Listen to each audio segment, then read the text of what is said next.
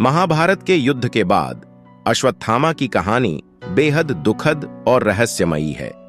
अश्वत्थामा महान योद्धा द्रोणाचार्य के पुत्र थे और उन पर भगवान शिव का आशीर्वाद था, जिससे वे अमर हो गए थे।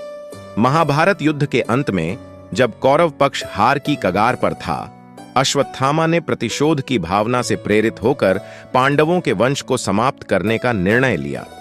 पांडव युद्ध जीत चुके थे और सभी योद्धा थक चुके थे। अश्वत्थामा दुख और क्रोध से भरकर पांडवों को मारने की योजना बनाने लगा। एक रात उसने पांडवों के शिविर में घुसकर द्रौपदी के 5 पुत्रों का वध कर दिया, यह सोचते हुए कि वह पांडवों का वध कर रहा है। इस घटना को पांडवों और द्रौपदी ने अक्षम्य माना और वे अश्वत्थामा से प्रतिशोध लेने की ठान लेते हैं। जब अर्जुन और पांडव अश्वत्थामा को पकड़ने के लिए निकले तो डर से अश्वत्थामा ने ब्रह्मास्त्र का प्रयोग किया, जो अत्यंत विनाशकारी अस्त्र था। अर्जुन ने भी ब्रह्मास्त्र छोड़ा, जिससे पूरी दुनिया को खतरा उत्पन्न हो गया। इसे देखकर महर्षि वेद व्यास ने दोनों को अपने अपने ब्रह्मास्त्र को वापस लेने का निर्देश दिया। अर्जुन ने ऐसा कर लिया, लेकिन अश्वत्थामा को यह ज्ञान नहीं था कि ब्रह्मास्त्र को वापस कैसे लिया जाए। अश्वत्थामा ने अपना ब्रह्मास्त्र उत्तरा की गर्भवती अवस्था पर निर्देशित किया, ताकि अभिमन्यु के होने वाले पुत्र को मारा जा सके और पांडवों का वंश समाप्त हो जाए। इस नृशंस कृत्य से भगवान कृष्ण ने क्रोधित होकर अश्वत्थामा को श्राप दिया।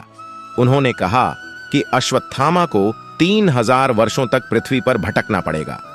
उसे न तो कोई आराम मिलेगा और न ही किसी प्रकार की चिकित्सा। उसे शरीर पर एक मस्तक से खून बहता हुआ घाव देकर अमृता का श्राप दिया गया। श्रापित होने के बाद अश्वत्थामा जंगलों में भटकने के लिए मजबूर हो गया। कई मान्यताओं के अनुसार वह आज भी अमृता के कारण जीवित है और पहाड़ों जंगलों में एकांत में निवास करता है।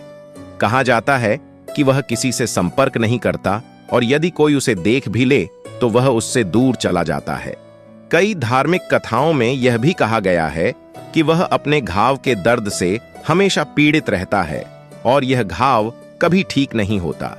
भारत में कई स्थानों पर समय समय पर अश्वत्थामा के देखे जाने की कथाएं सामने आती हैं।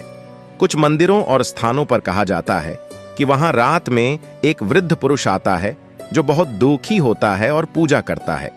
हालांकि इसके प्रमाण नहीं मिले, लेकिन ऐसी लोक कथाएं अश्वत्थामा की कहानी को और भी रहस्यमय और दिलचस्प बनाती है।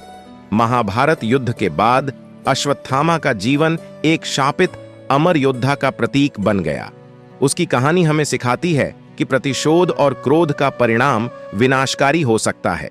वह एक अमर योद्धा हैं, लेकिन उनका जीवन अत्यंत कष्टदायक और अकेला है। कहानी का आनंद लिया हो तो चैनल को सब्सक्राइब करें और शेयर करें, ताकि और भी लोग जुड़ सकें।